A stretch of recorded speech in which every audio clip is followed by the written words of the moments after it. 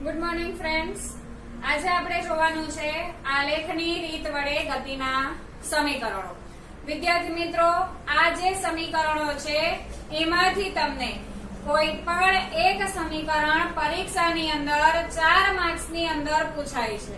એટલે ફરજિયાત આ ત્રણે ત્રણ સમીકરણો જે છે એ આપણે વ્યવસ્થિત રીતે મોડે કરવાના છે. એકદમ સરળ છે. જો તમે ધ્યાનથી સમજશો તો તમને આવડી જ જશે.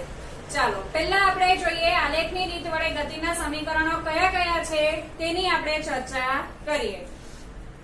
તો ટોપિક છે આલેખની રીત વડે ગતિના સમીકરણ. ચાલો પહેલું સમીકરણ છે વિદ્યાર્થી મિત્રો v બરાબર u પ્લસ at. હવે આ સમીકરણની અંદર વિદ્યાર્થી મિત્રો v અને u બંને શું છે? વેગ છે. આ અંતિમ વેગ છે અને આ કયો વેગ છે? પ્રારંભિક વેગ છે. એ જે છે એ છે પ્રવેગ અને t જે છે એને આપણે કહીએ છીએ સમય. તો વિદ્યાર્થી મિત્રો અહીંયા આપણે પ્રવેગને ધ્યાનમાં લેવાનું નથી. આપણે કોને ધ્યાનમાં નથી લેવાનું? પ્રવેગને. તો આ સમીકરણની અંદર તમને કોણ દેખાય છે? તો એક આપણને દેખાય છે વેગ અને બીજું આપણને દેખાય છે સમય.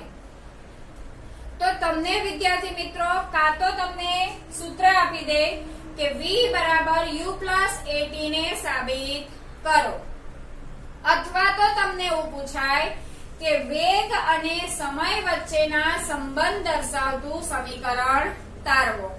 તો અહીંયા આપણે કોનો સંબંધ છે? આ વેગ અને આ સમય. આપણે પ્રવેગને ધ્યાનમાં લેવાનો નથી. ખ્યાલ આવે છે વિદ્યાર્થી મિત્રો? એટલે આપણે જોઈએ તો અહીંયા વેગ અને સમયનો સંબંધ દર્શાવતું શું છે? આ સૂત્ર. એ સૂત્ર શું છે? v બરાબર u પ્લસ at. આગળ આપણે બીજા સૂત્રની ચર્ચા કરીએ. s બરાબર ut plus 1/2 at square. s બરાબર ut પ્લસ 1/2 at સ્ક્વેર. હવે વિદ્યાર્થી મિત્રો આપણે જોઈએ તો અહીંયા s એ શું છે? સ્થાન છે. બીજું u એ શું છે? તો વેગ છે. t એ શું છે? સમય છે. અને a એ શું છે? પ્રવેગ છે. પણ અહીંયા આપણે કોને ધ્યાનમાં લેવાનું છે? તો આપણે ધ્યાનમાં લેવાનું છે સ્થાન અને બીજું આપણે ધ્યાનમાં લેવાનું છે સમય. વેગ ક્યારે ધ્યાનમાં લેવાનું? તો જ્યારે અંતિમ અને પ્રારંભિક બંને વેગ હોય ત્યારે આપણે વેગને ધ્યાનમાં લેવાનું છે. પણ અહીંયા આપણી પાસે સ્થાન છે અને બીજો શું છે? સમય. તો આ કોનો સંબંધ દર્શાવતું સૂત્ર કહી શકાય? તો સ્થાન અને સમય વચ્ચે સંબંધ દર્શાવતા સૂત્ર તરીકે આપણે એને ગણી શકીએ છીએ. આ બધા જ સૂત્રને આપણે સાબિત કરવાના છે. અને ત્રીજા સૂત્રની આપણે ચર્ચા કરીએ તો ત્રીજું સૂત્ર આપણી પાસે છે v² - u² = 2ax. ત્રીજું સૂત્ર કયું છે? v² - u² બરાબર 2ax. હવે આ બંને શું છે? વેગ છે. આ અંતિમ વેગ છે અને આ કયો વેગ છે? પ્રારંભિક વેગ છે. એ શું છે? પ્રવેગ છે અને s શું છે? સ્થાન છે. વિદ્યાર્થી મિત્રો, મેં તમને કીધું તેમ આપણે કોને ધ્યાનમાં નથી લેવાનો? પ્રવેગને ધ્યાનમાં લેવાનો નથી. તો આ કોનો સંબંધ દર્શાવતું સૂત્ર થશે? તો કોનો સંબંધ દર્શાવતું? તો વેગ અને સ્થાન વચ્ચેનો સંબંધ દર્શાવતું સૂત્ર ગણી શકાય છે. તો આ રીતે તમારે વિદ્યાર્થી મિત્રો જ્યારે પણ તમને શબ્દમાં આપેલું હોય તો આ રીતે તમારે ધ્યાનમાં લઈને સૂત્રને શું કરવાનું છે? સાબિત કરવાનું છે. તો આપણે પહેલા સૂત્રની ચર્ચા કરીએ. v બરાબર u પ્લસ at. એક જ આલેખને વિદ્યાર્થી મિત્રો આપણે ધ્યાનમાં લેવાનો છે અને એ જ આલેખ પરથી આપણે 3 સૂત્ર આપણે તારવવાના છે. તો સૌપ્રથમ આપણે લઈએ વિદ્યાર્થી મિત્રો પહેલું સૂત્ર. વેગ સમય વચ્ચે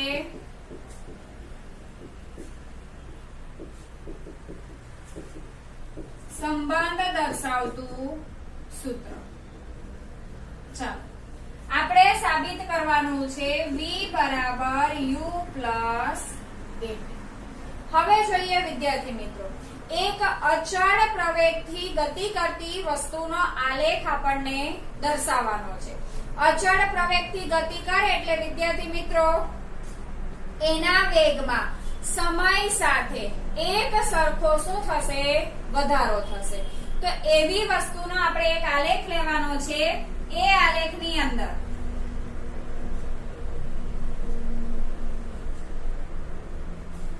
આપણે લઈએ છીએ આ y અક્ષ અને આ આપણે લીધી છે x અક્ષ. x અક્ષ પર આવે છે સમય અને y અક્ષ પર આવશે વેગ. વેગ આપણે લેવાનો છે મીટર પ્રતિ સેકન્ડમાં અને સમય લેવાનો છે સેકન્ડમાં. આ છે ઉગમ બિંદુ O. એકદમ ધ્યાનથી વિદ્યાર્થી મિત્રો સાંભળજો. મેં તમને નોટમાં બધા જ આલેખો લખીને, સૂત્ર લખીને મેં તમને મોકલાવ્યા છે. એના આધારે જ આપણે હવે આગળ જોઈશું. ઉગમ બિંદુ O છે. અચળ પ્રવેગથી એક વસ્તુ શું કરે છે? ગતિ કરે છે. અને અહીંયા વસ્તુનો પ્રારંભિક વેગ શૂન્ય નથી. પ્રારંભિક વેગ શૂન્ય ક્યારે હોય? તો જ્યારે વસ્તુ સ્થિર અવસ્થામાંથી ગતિની શરૂઆત કરે છે ત્યારે.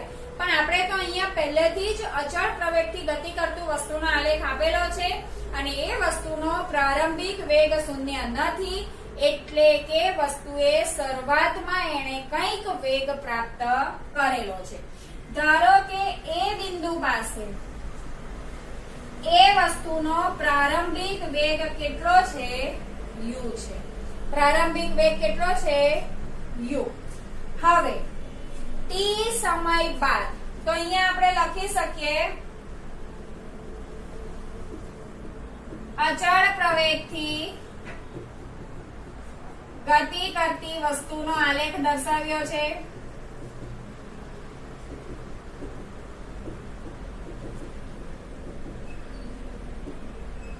પ્રારંભિક વેગ u is not equal to 0. u 0 નથી કારણ કે વસ્તુએ કઈક વેગ શું કરેલો છે? પ્રાપ્ત કરેલો છે.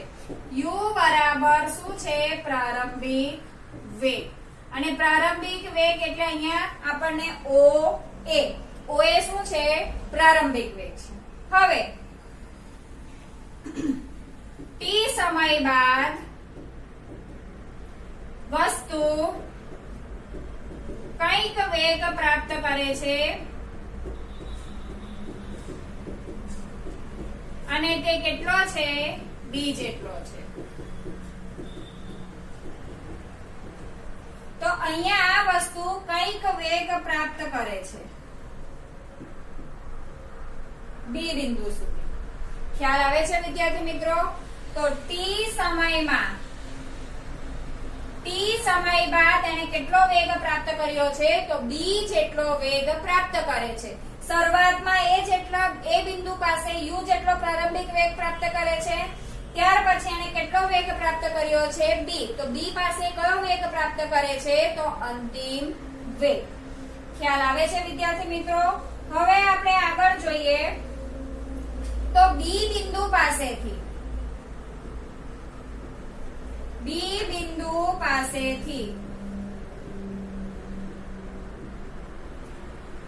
વેગની અક્ષ પર અને સમયની અક્ષ પર વેગ અને સમયની અક્ષ પર બે લંબ અનુક્રમે. હવે આ બી બિંદુ પરથી આપણે બે લંબ દોરવાના છે. એક લંબ દોરવાનો છે વેગની અક્ષ પર એટલે કે y અક્ષ પર, અને બીજો લંબ આપણે દોરવાનો છે x અક્ષ પર એટલે કે સમયની અક્ષ પર. તો આપણે દોરી દઈએ. આ છે B બિંદુ પાસેથી E, અને આ આપણે દોરીએ સમયની અક્ષ પર C બિંદુ પાસે. તો આપણે કયો લંબ દોર્યો? એક લંબ દોર્યો BE અને બીજો લંબ આપણે દોર્યો છે BC. તો બે લંબ અનુક્રમે BE અને BC. ખ્યાલ આવે છે વિદ્યાર્થી મિત્રો? હવે આની અંદર અચળ પ્રવેગથી ગતિ કરે છે એટલે કે વસ્તુનો દર અથવા તો અચળ પ્રવેગ એટલે કે વેગ જે છે તે એક સમાન દર પ્રવેગ a થી શું થાય છે? બદલાય છે. હવે વિદ્યાર્થી મિત્રો આપણે અહીંયા જોઈએ તો OA એ પ્રારંભિક વેગ છે અને BC જે છે, કારણ કે આપણે B બિંદુ પાસે અંતિમ વેગ પ્રાપ્ત કરે છે. હવે B બિંદુ પાસેથી આપણે C સુધી લંબ દોરીએ છે તો એ શું આવે? આખો BC જે છે એ અંતિમ વેગ શું આવશે? v. તો અહીંયા BC બરાબર v એટલે કે શું આવશે? અંતિમ વેગ. અને OC એ શું છે? સમય t. તો OC બરાબર t એટલે કે શું દર્શાવ્યો છે? સમય દર્શાવ્યો છે. ખ્યાલ આવે છે વિદ્યાર્થી મિત્રો? હવે OC ને સમાંતર આપણે એક રેખા દોરવાની છે. કયા બિંદુ પાસેથી? તો A બિંદુ પાસેથી. તો OC ને સમાંતર આપણે એક રેખા દોરીએ અને એને આપણે નામ આપીએ D. તો વિદ્યાર્થી મિત્રો આ કોની રચના થઈ ગઈ? આ કોની રચના થઈ ગઈ? તો આ આપણને જોવા મળે છે શું છે? લંબચોરસ. શું થઈ ગયો? લંબચોરસ. અને લંબચોરસની સામસામેની બાજુ કેવી? સરખી. જો OA U છે તો CD બરાબર પણ શું થવાનો? U થશે. અને OC બરાબર T છે તો AD બરાબર પણ શું થશે? T થશે. ખ્યાલ આવે છે? હવે આપણે જોઈએ વિદ્યાર્થી મિત્રો, આટલે સુધી તમને સમજ પડે છે કે આ આપણે અચળ પ્રવેગથી ગતિ કરતી વસ્તુનો આલેખ દર્શાવ્યો છે. વસ્તુનો પ્રારંભિક વેગ શૂન્ય નથી એટલે કે વસ્તુ કંઈક વેગ પ્રાપ્ત કરે છે. જે આકૃતિમાં આપણે A બિંદુ પાસે પ્રારંભિક વેગ દર્શાવ્યો છે એટલે કે OA બરાબર U થશે. હવે t સમય બાદ વસ્તુ અંતિમ વેગ પ્રાપ્ત કરે છે. કેટલો? d. તો B બિંદુ પાસે એનો અંતિમ વેગ પ્રાપ્ત થશે.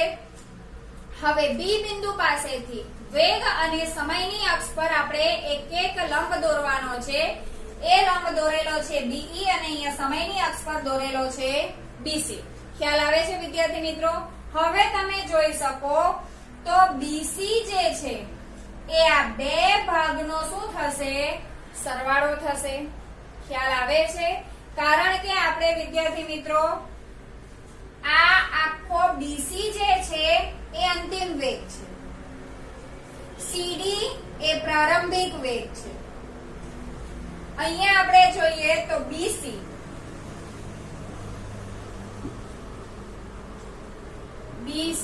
બરાબર BC આ બે ભાગનો આપણને શું દેખાય છે? સરવાળો. તો BC બરાબર BD પ્લસ CD. ખ્યાલ આવે છે વિદ્યાર્થી મિત્રો? BC બરાબર BD વત્તા CD અને CD બરાબર શું છે? OA છે. તો BD શું થશે વિદ્યાર્થી મિત્રો? BC આપણી પાસે અંતિમ વેગ છે, CD આપણી પાસે U છે, તો આપણને BD શું મળશે? વેગમાં થતો ફેરફાર. વેગમાં થતો ફેરફાર એટલે અંતિમ વેગ ઓછા પ્રારંભિક વેગ. તો BD આપણને શું મળશે? વેગમાં થતો ફેરફાર મળશે. કેમ? કારણ કે BC આપણી પાસે છે, અંતિમ વેગ છે, અને CD U છે. U કેવી રીતે થયા? કે લંબચોરસની સામસામેની બાજુ સરખી એટલે OA બરાબર U તો CD બરાબર પણ શું થવાના U. એટલે અહીંયા આપણે આમ પણ લખી શકીએ BC બરાબર BD વત્તા OA. કેમ? કારણ કે CD બરાબર શું થશે OA થશે. તો વિદ્યાર્થી મિત્રો આપણે શું ગણવાનું છે BD. એટલે BD બરાબર BC માઈનસ શું લખી શકીએ આપણે OA.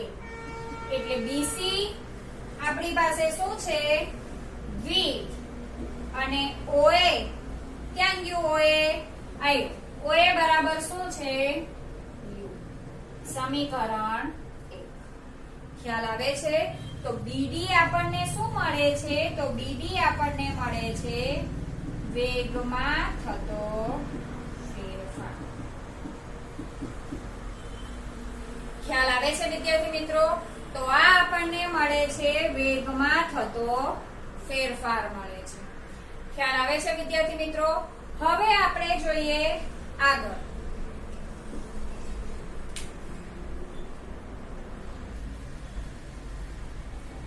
હવે જોઈએ વિદ્યાર્થી મિત્રો, આપણે પહેલું સમીકરણ મેળવી દીધું છે કે વેગમાં થતો ફેરફાર BD બરાબર BC માઈનસ OA. એટલે કે અંતિમ વેગ ઓછા પ્રારંભિક વેગ.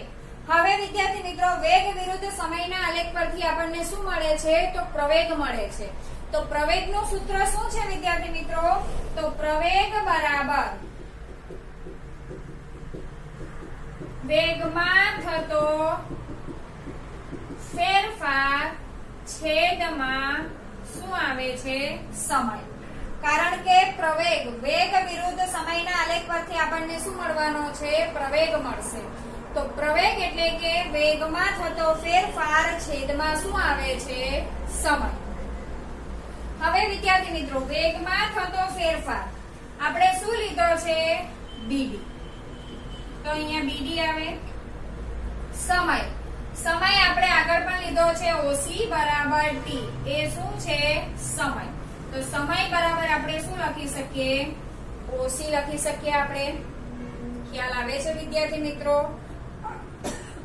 હવે પ્રવેગ એટલે કે A, વેગમાં થતો ફેરફાર BD અને OC એટલે કે આપણને શું આપેલો છે? T. ખ્યાલ આવે? એટલે આપણે લખી શકીએ માટે BD બરાબર શું લખી શકીએ? AT. સમીકરણ નંબર 2. આ સમીકરણની વિદ્યાર્થી મિત્રો આપણને આગળ જરૂર પડશે. આ આપણે યાદ રાખવાનું છે. પણ જ્યારે આપણે બીજું સમીકરણ સાબિત કરીએ છીએ ત્યારે આપણે કૌંસમાં લખીને બતાવી દેવાનું. ખ્યાલ આવે છે? મેં તમને નોટની અંદર મેં લખીને આપ્યું જ છે. તો A બરાબર BD ના છેદમાં T. એટલે કે BD બરાબર શું થશે? AT. હવે આપણને BD ખબર છે ને? તો અહીંયા આપણે લખીએ સમીકરણ 1 પરથી BD એટલે આપણે શું લખીશું? V માઈનસ U બરાબર AT. તો આપણે લખી શકીએ V બરાબર આપણે શું સાબિત કરવાનું છે? V બરાબર U પ્લસ AT. તો V એમને એમ રાખીએ. U ને આપણે બીજી બાજુએ લઈ જઈએ. તો બીજી બાજુએ લઈ જઈએ એટલે આપણે શું થશે? AT plus U. એને આપણે વ્યવસ્થિત રીતે લખી શકીએ V બરાબર U પ્લસ AT. તો આ છે વિદ્યાર્થી મિત્રો આપણું પહેલું સમીકરણ V બરાબર U પ્લસ AT. એકદમ સરળ છે વિદ્યાર્થી મિત્રો. આગળ આપણે જોઈ ગયા છે વેગમાં થતો ફેરફાર. કારણ કે BC આખો અંતિમ વેગ છે અને આ CD શું છે? પ્રારંભિક વેગ. તો V માઈનસ U એટલે આપણને વેગમાં થતો ફેરફાર મળશે. તો એ આપણને શું મળવાનો છે? BD. હવે વેગમાં થતો ફેરફાર એટલે એ શું ઉત્પન્ન કરશે? પ્રવેગ ઉત્પન્ન કરે. એટલે પ્રવેગ બરાબર વેગમાં થતો ફેરફાર છેદમાં સમય. કંઈ જ નથી કર્યું. વેગમાં થતો ફેરફાર. તો આ આપણને શું મળે છે? વેગમાં થતો ફેરફાર મળે છે. તો BD બરાબર BD ના છેદમાં શું લખ્યું? OC. BD OC ની કિંમત આપણને ખબર છે T. એટલે BD બરાબર શું થશે? AT. બસ પછી આ બીડી ની શું મૂકી છે કિંમત મૂકી છે બીડી ની કિંમત આપણને ખબર છે v માઇનસ u તો v માઇનસ u બરાબર 80 એટલે કે v બરાબર 80 પ્લસ u સમીકરણને વ્યવસ્થિત રીતે ગોઠવી દીધું v બરાબર u પ્લસ 80 તો આ છે વિદ્યાર્થી મિત્રો આપણું પહેલું સમીકરણ છે વેગ અને સમય વચ્ચેનો સંબંધ દર્શાવતું સમીકરણ થેન્ક યુ